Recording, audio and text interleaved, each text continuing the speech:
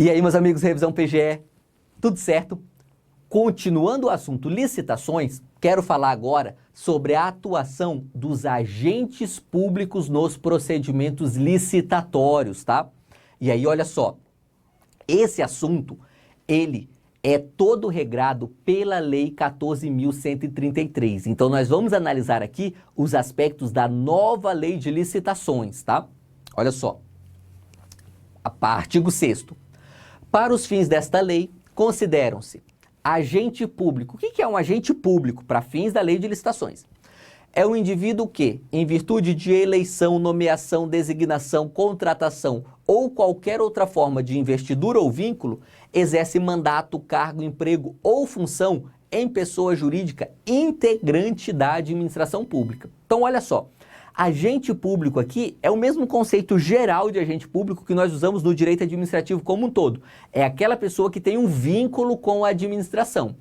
É importante saber isso para a gente saber diferenciar da autoridade pública. Quem é a autoridade? É o agente público dotado de poder de decisão.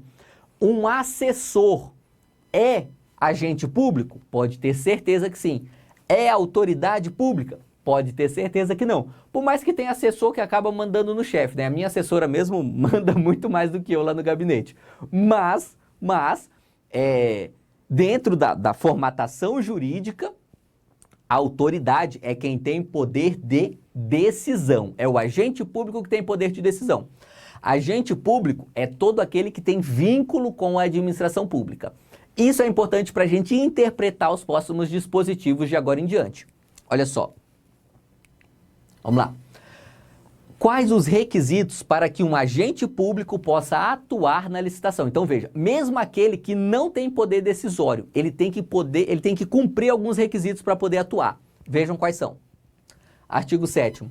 Caberá à autoridade máxima do órgão ou da entidade, ou a quem as normas de organização administrativa indicarem, promover gestão por competências e designar agentes públicos para o desempenho de funções essenciais à execução desta lei, que preencham os seguintes requisitos. Eu destaquei gestão de competências porque isso aqui é uma técnica de gestão administrativa, de gestão de pessoas, pela qual nós distribuímos as funções entre aqueles que participam de um determinado grupo, tá? Então, nós atribuímos competências para as pessoas, tá? O que o artigo 7º está falando é que a autoridade, ou seja, aquela pessoa que tem poder decisório no órgão, ele deve promover essa gestão por competência para distribuir os agentes públicos dentro das diversas funções necessárias para uma licitação, tá? E esses agentes públicos que serão designados, conforme essa gestão de competência, eles têm que cumprir os requisitos que nós veremos agora. Olha só. Inciso 1, são só 3 requisitos. O primeiro é só preferencial, que seja servidor efetivo ou empregado público. Ou seja, se nós estamos em um órgão e esse órgão tem vários servidores efetivos e vários servidores comissionados, quem vai atuar na licitação deve ser preferencialmente aqueles servidores efetivos, tá? O legislador, ele tem um objetivo muito claro quando ele cria essa regra. Ele pensa o seguinte, o servidor efetivo, ele está menos suscetível a sofrer pressão, tá? Por quê? Porque ele é efetivo, porque ele está com o cargo dele, pelo menos em tese, garantido. O servidor comissionado, ele vai sofrer muito mais pressão, porque ele pode ser demitido ad nutum, né? Demitido a qualquer momento, tá? E sem justificativa alguma. Então, preferencialmente, servidor efetivo e empregado público do quadro permanente. Ok. Inciso 2. Tenham atribuições relacionadas a licitações e contratos ou possuam formação compatível ou qualificação. Ou seja, a ideia é não pegar qualquer um que não tenha nenhuma ligação com licitação. Ou é alguém que tem um cargo cujas promover licitações tem a ver com o cargo, por exemplo, um agente administrativo, tá? Ou é alguém que se qualificou para isso, tá? Esse é o segundo inciso. Agora, o terceiro requisito. Não, esse é um requisito negativo, né? Não seja cônjuge ou companheiro de licitantes ou contratados habituais da administração, nem tenham com eles vínculo de parentesco colateral ou por afinidade até o 3º grau, ou de natureza técnica, comercial, econômica, financeira, trabalhista e civil. O que eu quero atentar para você aqui é o seguinte, olha só o que esse inciso 3 fala. Ele é mais amplo do que parece. Ele não está falando que o cônjuge não pode atuar no procedimento licitatório em que o esposo ou companheiro está concorrendo como licitante. Ele está falando que o cônjuge não pode atuar em procedimentos licitatórios se o seu esposo ou companheiro é habitualmente um licitante, tá? Então veja, não precisa estar participando daquele processo específico, mas se ele normalmente participa de procedimentos licitatórios naquele órgão, já impede o seu parente de atuar naquele processo, ok? Vamos lá. Quem é o agente de contratação? A equipe de apoio e a comissão de contratação. A lei usa essas três expressões e é importante que você saiba designar os papéis de cada uma dentro de um procedimento licitatório. Olha só. Primeiro, o agente de contratação. A licitação será conduzida por agente de contratação, pessoa designada pela autoridade competente. Então veja, esse agente de contratação, ele é um agente público qualquer, tá? A princípio ele não precisa ter poder decisório. A pessoa que tem poder decisório, a autoridade, é que vai designar e falar, olha, você vai ser o agente de contratação aqui nesse caso. Entre servidores efetivos ou empregados públicos dos quadros permanentes da administração pública para tomar decisões. Então, olha, esse agente público, dentro do procedimento licitatório, que ele foi designado como agente de contratação, ele também vira uma autoridade. Por quê? Porque ele vai tomar decisão, acompanhar o trâmite da licitação, dar impulso ao procedimento licitatório e executar quaisquer outras atividades necessárias ao bom andamento do certame até a homologação, ok? Esse é o agente da contratação. Ele vira o dono do processo licitatório. Ele é o cara responsável por decidir, corrigir os problemas e dar impulso ao processo. O agente de contratação, ele é auxiliado pela equipe de apoio e responderá individualmente pelos atos que praticar, salvo quando induzido a erro pela atuação da equipe, tá? Então, mesmo que nós tenhamos o dono do processo, esse dono pode ter uma equipe de apoio para ajudá-lo, especialmente a decidir questões técnicas, a resolver pequenos problemas ali de áreas específicas, né? E em licitação que envolva bens ou serviços especiais, ou seja, não é bens e serviços comuns, tá? A lei não definiu para a gente o que é esse bem ou serviço especial. Ainda assim, vamos estudar a regra. Desde que observados os requisitos estabelecidos no artigo 7º desta lei, o agente de contratação poderá ser substituído por comissão de contratação, formada por no mínimo 3 membros que responderão solidariamente por todos os atos praticados pela comissão, ressalvado o membro que expressar posição individual divergente fundamentada e registrada em ata lavrada na reunião em que houver sido tomada decisão, tá? Na Lei 8.666, nós temos a comissão de licitação. E a comissão de licitação também tem essa mesma regra. Um dos membros pode chegar e falar, olha, eu não concordo com essa decisão, e aí ele não será responsável solidário caso haja algum problema naquela decisão. O mesmo vale aqui para o caso da comissão de contratação. Mas veja qual é o desenho que a nova lei fez. O desenho que a nova lei fez, no meu julgamento, ele é mais inteligente que o da 8.666. Que ele falou, olha, ao invés de ficar formando comissão de licitação para tudo que é caso, nos processos simples, nos bens e serviços comuns, nós teremos só aqui o agente de contratação. Uma pessoa só resolve o problema. Ele pode ter uma equipe de apoio se precisar.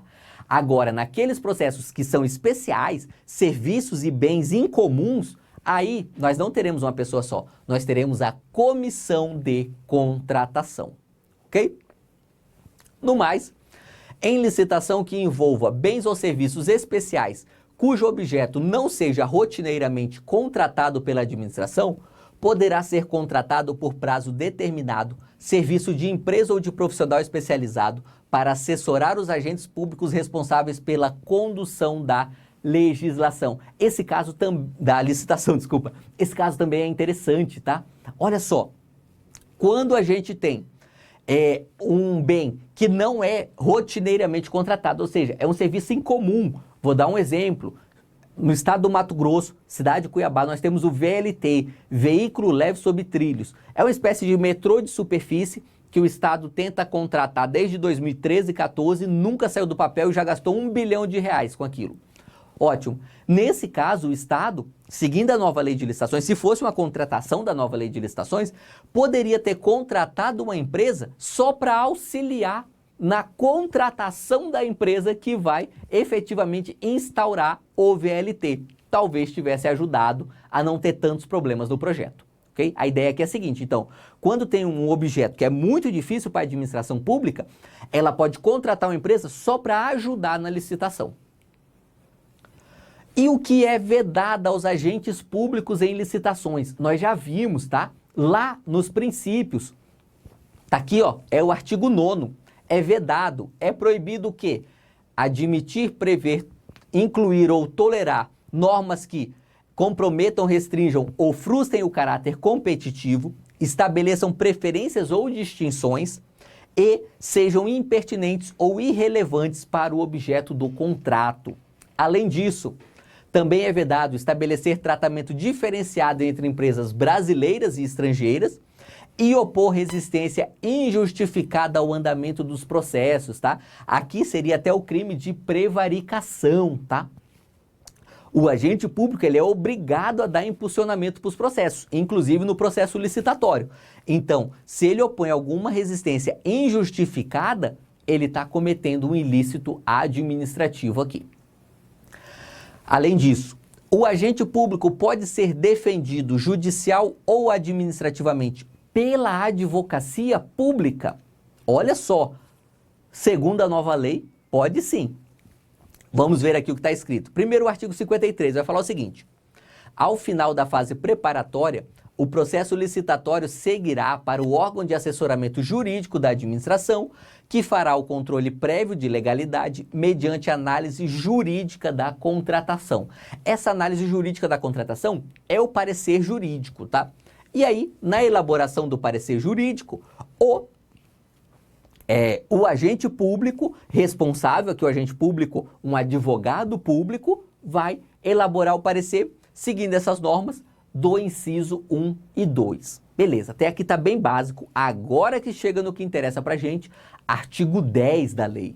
Olha só, se as autoridades competentes e os servidores públicos que tiverem participado dos procedimentos relacionados às licitações e aos contratos de que trata esta lei precisarem defender-se nas esferas administrativa, controladora ou judicial em razão de ato praticado com estrita observância de orientação constante em parecer jurídico, elaborado na forma do parágrafo 1º do artigo 53 desta lei, a advocacia pública promoverá, a critério do agente público, sua representação judicial ou extrajudicial. O que a lei está falando aqui? Falando o seguinte, olha, se o agente público ele tomou aquela decisão no processo porque tem um parecer jurídico falando que aquela decisão é legal, é válida, o advogado público que emitiu o parecer, a procuradoria, tem que fazer a defesa desse servidor, tá? Essa defesa tanto em âmbito judicial, por exemplo, num processo por improbidade,